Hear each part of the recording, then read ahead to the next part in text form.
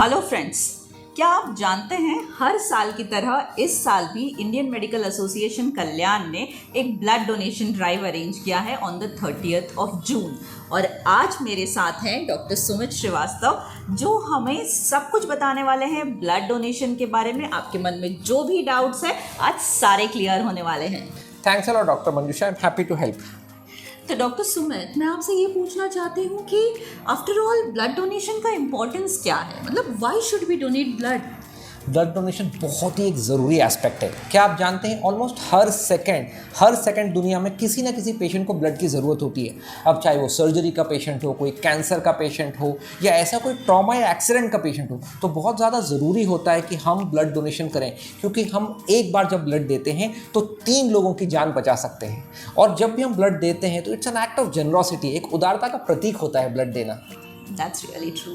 Doctor Sumit, लेकिन मैं आपसे एक बात पूछना चाहती हूँ कि क्या होता है ना, लोग डोनेट तो करना चाहते हैं ब्लड, लेकिन उनके मन में इतना सारा डर रहता है उस प्रोसेस को लेके, इतने सारे मिसकंसेप्शंस है लोगों के मन में कि वो चाहकर भी उनको ऐसा लगता है कि यार I don't know whether this process is safe और नॉट।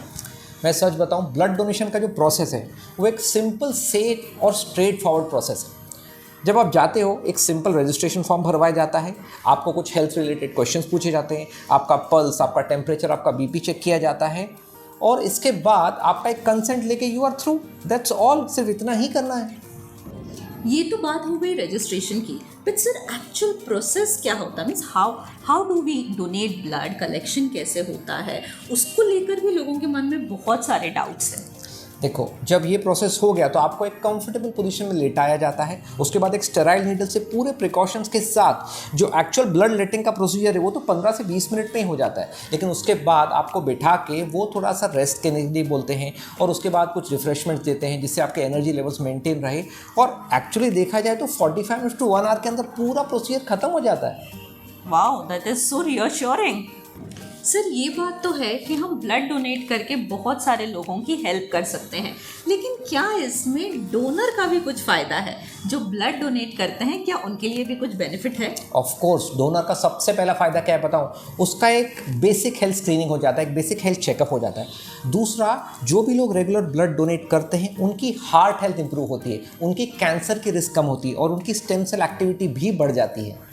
और एक सच बात बताऊं, जब भी हम ब्लड डोनेट करते हैं ना, एक सेंस ऑफ सेटिस्फैक्शन होता है, एक ऐसा लगता है कि सेंस ऑफ कंट्रीब्यूशन है, हम किसी की जान बचा रहे हैं, और उस फीलिंग का सच बताऊं कोई मैच नहीं है। और यहाँ मैं एग्जांपल देना चाहता हूँ हमारे IMA कल्याण के सीनियर वेटरन मेंबर डॉक्टर बालिका सर का।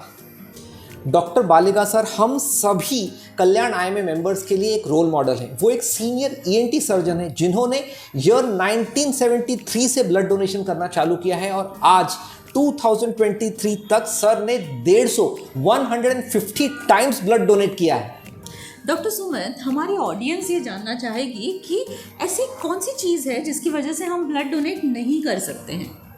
देखिए, कुछ स्पेसिफिक कंडीशंस होती हैं। मैक्सिमम लोग तो ब्लड डोनेट कर सकते हैं, लेकिन जो पेशेंट्स का ब्लड प्रेशर बहुत ज़्यादा है, जिनकी शुगर कंट्रोल के बाहर है, जिन्हें एडवांस्ड हार्ट डिसीज़ है, जो कैंसर या किसी इन्फेक्शन की बीमारी से गुजर रहे हैं, उन्हें डेफिनेटली ब्लड डोनेट नहीं करना चाहिए। थैंक यू डॉक्टर सुमित, आपने इतने अच्छे इंसाइट्स दिए हैं हमें ब्लड डोनेशन के बारे में कि बस। सो फ्रेंड्स, ऑलवेज रिमेंबर कि आप जो एक बार ब्लड डोनेट करोगे वो कितने सारे लोगों की लाइफ सेव कर सकता है। और मैं आपको सच बता रही हूँ कि जब हम ब्लड डोनेट करते हैं तो हमें इतना अच्छा लगने लगता है कि इट बिकम्स अ हैबिट।